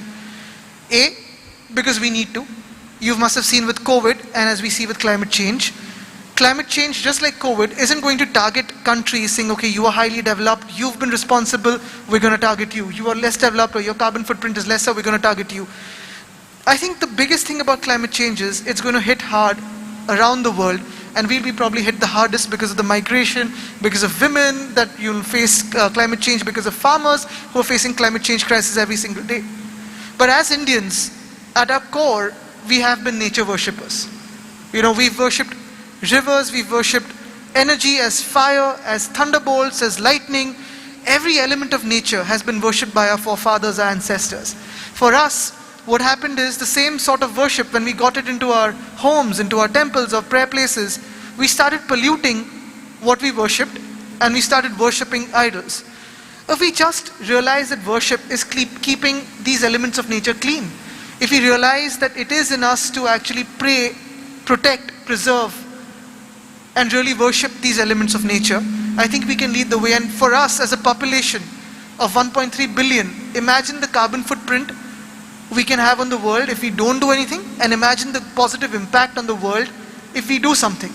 And there's one story of hope from the very city we are sitting in today that I'd like to highlight out here, and it's to do with solid waste management. In about 2016, 2017, our daily waste collection by the Mumbai Municipal Corporation, can you imagine what it was? It was 10,000 metric tons a day. 10,000 metric tons a day.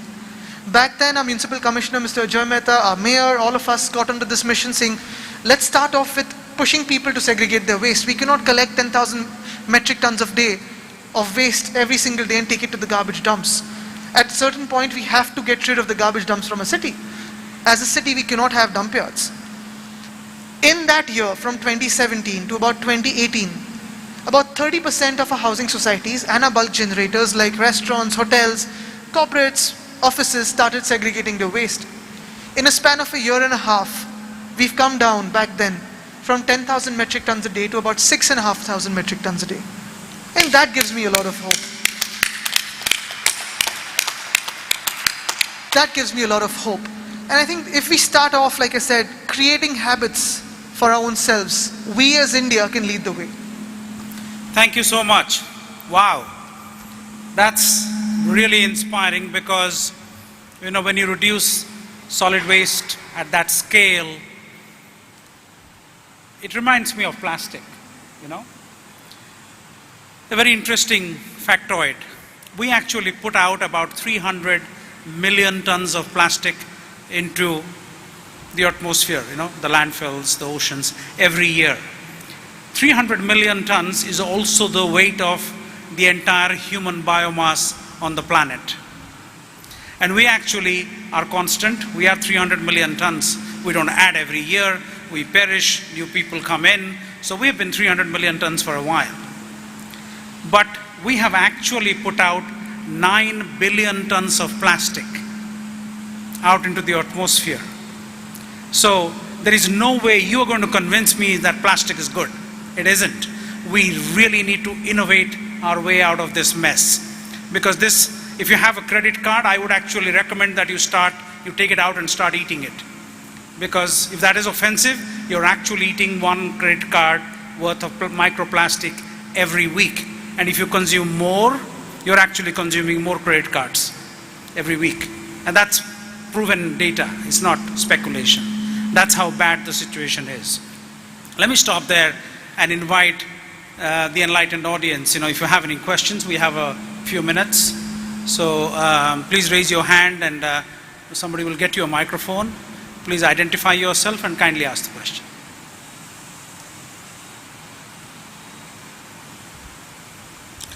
looks like our esteemed panel has really solved all your queries and you have no questions to ask. Yes, please. We have the lady there. Yes, please. Good evening, everyone, and thank you, NSE, for organizing panel discussion on such a pertinent topic. My question is to, any of the panelists can answer this. India is considered as a country of jugaad, innovation, and there are a lot of frugal innovation already existing in India. Maybe, Minister, you can suggest is how do we, as a government, can take up initiatives where we can kind of have a body where we have all these frugal innovations come together and corporates can support it.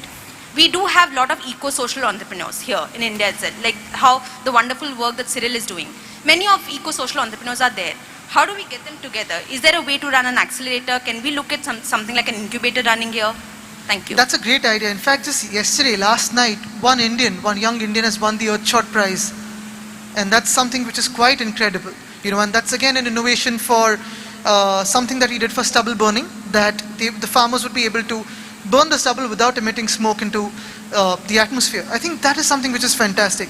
What is really happening is just today, this morning, I had a meeting with a group of people who have come up with something to do with retrofitting our old buses and trucks with electric mobility. There's a lot of innovation that is happening, and obviously innovation, if you see around the world, you have Indians in every space, every sphere, innovating. We need to streamline this innovation into what is really necessary today. What can we invest in? Because I often say this to everyone in the cabinet also and around the world.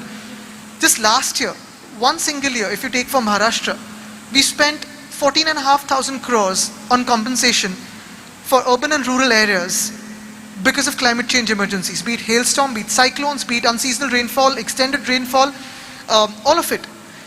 If we are spending so much on compensation, we can at least spend half of it on innovation and preventing these climate change emergencies. So obviously there's a lot of innovation that's happening, from extremely high level to simple things that can help us achieve climate change mitigation issues. So we should really have a national panel. For us as a state, we formed the State Council for Climate Change, and innovation will be a large part of it. But I've also written to the Honorable Prime Minister that if we can have a council for climate change across the country, and we've started interacting through multiple organizations, be it WRI, Bloomberg, C40, with other environment ministers, because ideas are galore. How do we really streamline those ideas and make it practical, make it implementable? I think that is where the question lies, and that is where think tanks, innovators, design thinkers can come together for us. And I want to add something to that. Thank you. I'm not here in the midst of a pandemic to have a vacation. I'm here to start Pale India. And part of that is that there's an operational arm implementing what you saw in the interception piece, turning existing materials, getting it out of nature, turning it back into premium material. But the most exciting piece is an innovation arm, an actually investment arm, to identify new material innovations in early stage, but of course we love growth. But in these two stages where we need to push in a lot of capital, knowing that the speed that we need will ask us to be involved, to help innovators, to work with innovators, add the science that is needed, add the supply chain that is needed, introduce it to global industry players, to establish new technologies in light speed, because we have done it with trash. Why would we not do it with a perfectly new material that is made from algae or made from carbon emissions? So we are building that, and we are designing it right now. When I'm leaving India, we hopefully have a blueprint and the right partners on our side. But we're also bringing capital from the outside world, and therefore GASP is a super important partner. And I know Satya from his days at the United Nations. He's working miracles, and it comes to large-scale financing projects. So, and the help, of course, of Eric, who also is a legendary UN warrior who has transformed areas in rapid change. So I feel that I'm traveling here and working also with local heroes, legends like Afrosh, to build a network in India that actually then is self-sustaining but is connected to the other networks in the world that we are forming. Because I believe not one person will solve this alone. Impossible. Definitely not in that speed. That's an old idea. That we don't have time for a Bill Gates, for a Mark Zuckerberg. And we probably don't even want that. Probably we want collaboration. Probably we want a lot of heroes. Probably we want a lot of organizations. And we probably don't want that one person holds all the IP. We probably want that IP is distributed. Thank you. Just Thank you, taking Cyril, ahead, thank you, Minister. just taking ahead from that, obviously, as governments, we also need to innovate our policies. Now we're looking at all our municipal schools adopting Tetra Pak benches, recycled Tetra Pak benches, where we can have really these benches in our schools, those chairs. We need to also rethink about some of the things we're doing. I've been reading about plastic and microplastic that we saw right now. This whole thing about using plastic in roads, does it really create more microplastic when we run our tires on the roads? That is something we need to think of. Marine litter, I was just discussing with the Afros, we still don't have a marine litter policy in most of the countries around the world. So innovation can be in terms of products, so innovations for governments can be in terms of accepting newer ideas, doing away with some temporary ideas that came about, constantly thinking and keeping it dynamic. I think that is really important for us. Thank you. Thank you so much. Eric, you want to add anything? Okay. The gentleman there. Thank you. My name is Rishi Agarwal, and I've had the opportunity of having the honorable ministers here for the second time in less than a year. I've been involved with waste management since the Surat plague years. I was a 19-20-year-old, 1995. It's 25 years to the advanced locality management movement in India, in Mumbai, which was pioneering for India. The point I want to make is that I don't think we are progressing in partnerships and collaboration, which Cyril has been mentioning continuously, at the rate at which we want it. I think we're not on a war footing at all, and that's something for you also, Mr. Tripathi. Last I met you, Honorable Minister, I had mentioned the Safai Bank of India program, and we launched the Maji Vasundhara program on 3rd of December. And it's a brilliant program, what Cyril keeps talking about, intercept. We've been intercepting millions of wrappers from going to the dumping ground. And yet it's a struggle. I tried to get Eric's attention 3 years back. Afros is a very good friend of mine from many years before the world knew Afros. And I think we're not moving at the pace. We need a war footing. I work with grassroots level entrepreneurs with solutions in villages across India, and people are gasping. And when you mention gasp, people are gasping for support. People want just the basic of support and they're not getting it. And with this basic of support, I think we could be diverting millions of tons of plastic away from dumping grounds. So that's just a point I want to make. I would love to interact later and we could discuss further. Thank you. Thank you so much. Well, we all know Einstein. Einstein famously said that our understanding of the natural universe is actually juvenile. We know 1,000th of 1% what nature does. And while we keep patting ourselves in the back for these amazing inventions, amazing quote unquote, as we tell ourselves, we are amazing. We're the most narcissistic species on the planet. There are 8 million species, we are just one of them. And we somehow, surprise, surprise, we believe that every other species exists to serve us. We don't even know 1,000th of what the microbes do under the soil. Eric talked about what the women are doing in Andhra Pradesh, the women farmers. 1 million farmers have converted to zero chemical farming. No fertilizers, no pesticides. They are the women I would bow at their feet every time I meet them. Why? Because when we gather around our hallowed precincts and talk about risk, this is too risky. We can't invest here. They're not the right returns. These are women that actually survive from one crop cycle to the next. They would die if the crop fails. That's the risk for them. Their family, their children, everything. And they're taking the risk to change behavior. Things that we are so afraid of, despite the fact that we have everything in our lives. So let's for a second really look within, because that is the most difficult journey to undertake. Alvin Toffler, the futurist, said this 35 years ago, that the illiterate of the 21st century will not be those who cannot read and write. They'll be those who cannot learn, unlearn, and relearn.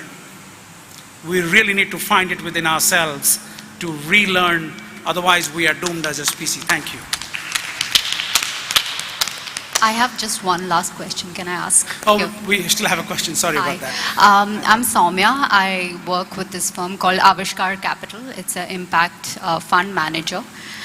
We invest in companies that create social and economic and environmental impact. So I'm just curious, Cyril, how would you spoke a lot about design thinking and designing products. It seems to serve a very high-end crowd, right? So how do you make it relevant for a context, say like India? How do you make it affordable and accessible? How do you make the same products affordable and accessible to the masses? I think first of all, we have to create value out of trash. So we have to maximize value so people get paid. Because I don't support a supply chain that is built on the shoulders of a pregnant woman who can't afford to stay at home, or a family where 5 children can't afford to go to school, otherwise they can't eat that day. I think that's unacceptable. So therefore, I'm happy to sell that material to people who can afford paying more for it. Because that gives people work.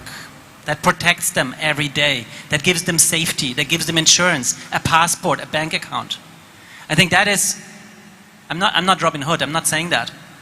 Because the definition of, or the, I would say, challenge is to create quality.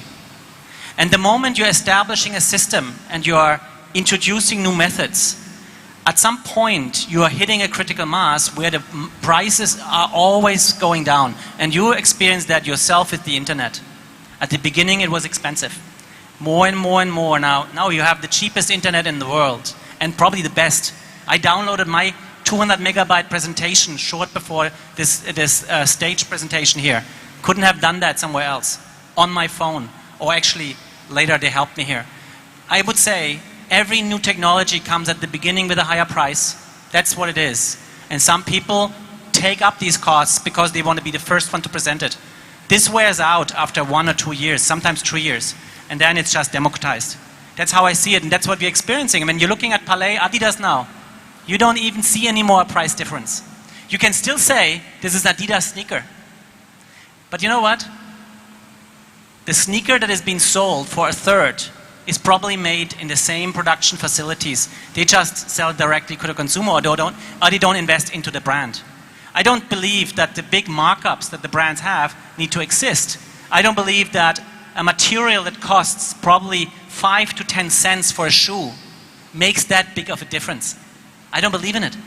And it honestly, where's the difference if a material costs double if it's only 5 cents difference? Everybody can afford a 5 cents difference in material cost. Everybody can. And the people who can't, they should be supported, they should get the shoes for free. Thank you, Cyril. And that reminds me, I would share this anecdote before we close. When I became an Assistant Secretary General for Environment at the UN headquarters a few years ago, I was in a cabinet meeting with the Secretary General, and I found it very odd that we had a bunch of plastic bottles around the table. And so I said, this looks really odd. And so of course everybody keeps their mouth shut till you're asked to speak. So this was really unusual for some guy who's just arrived. And he's opening up his mouth, so it wasn't taken very nicely. But the Secretary General, due credit to him, he said, why do you find it so odd? I said, we must practice what we preach, Secretary General. He said, what do you mean? I said, well, we can't be having plastic here when you step out and you tell everybody in the world that single-use plastic is terrible. We're using it in our building.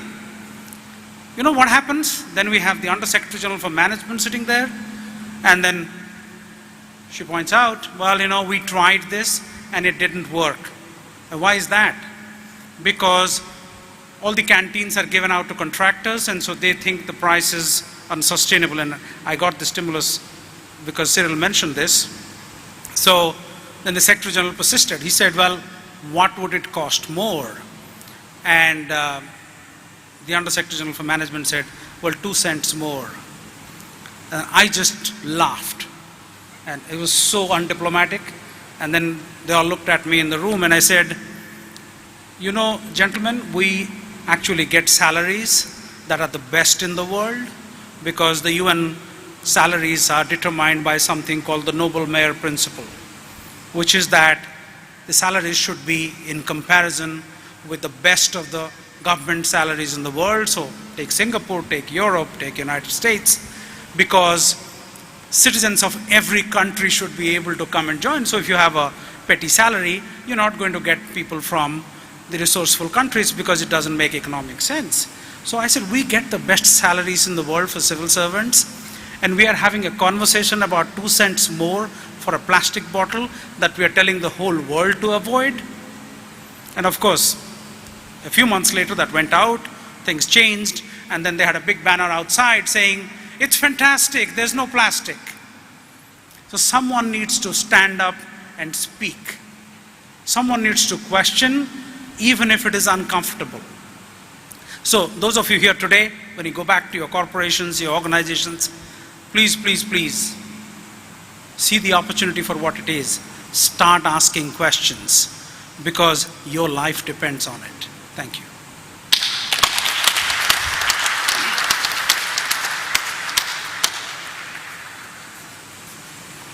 I think the panel calls for a huge round of applause for giving us such inspiring insights and such plausible solutions. Just to thank the panel, may I please request Mr. Vikram Limai to give a token of our appreciation to Mr. Aditya Thackeray and Mr. Eric Solheim. And may I request Ms. Rema Mohan to please come on stage to felicitate Mr. Cyril Gach and Mr. Satya Tripathi.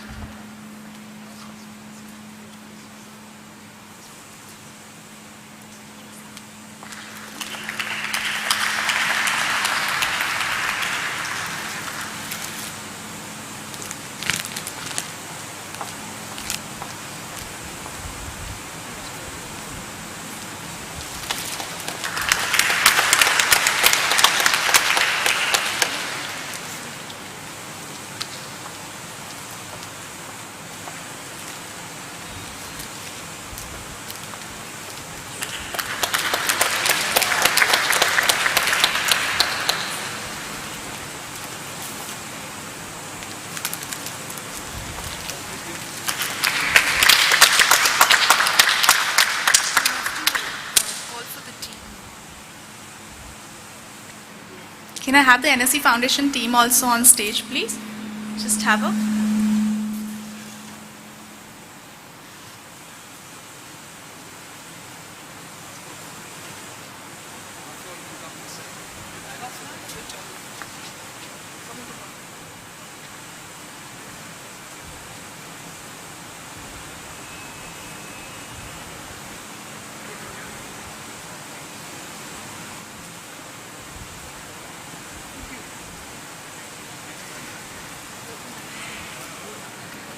May I request Afnan to please give the vote of thanks?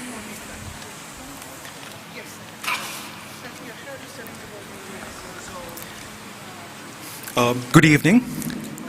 At the outset, let me take this opportunity on behalf of NSE Foundation to thank our honorable guests and the audience participants for taking time off, the valuable time off, to attend this interactive session on economic opportunity to accelerate management for marine and land pollution. I would like to thank Shri Aditya Thackeray, Minister of Tourism and Environment, Government of Maharashtra, for sharing his insights into the commitment and vision of the Government of Maharashtra to combat climate change and focus on environment sustainability. Thank you so much. Our sincere gratitude to Cyril, founder and CEO, Repurpose.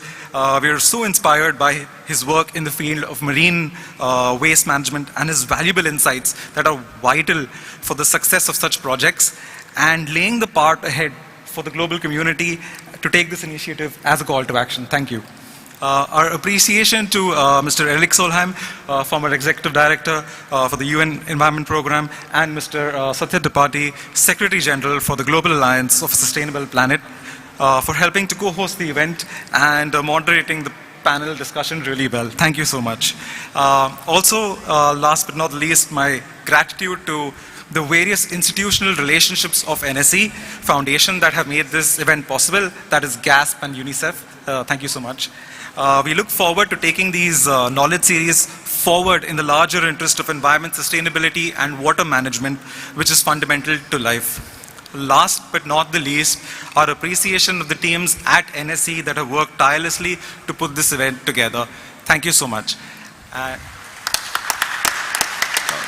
Just to round the event off, we have dinner prepared for all the audience members and the panelists. It's to my right. Thank you so much.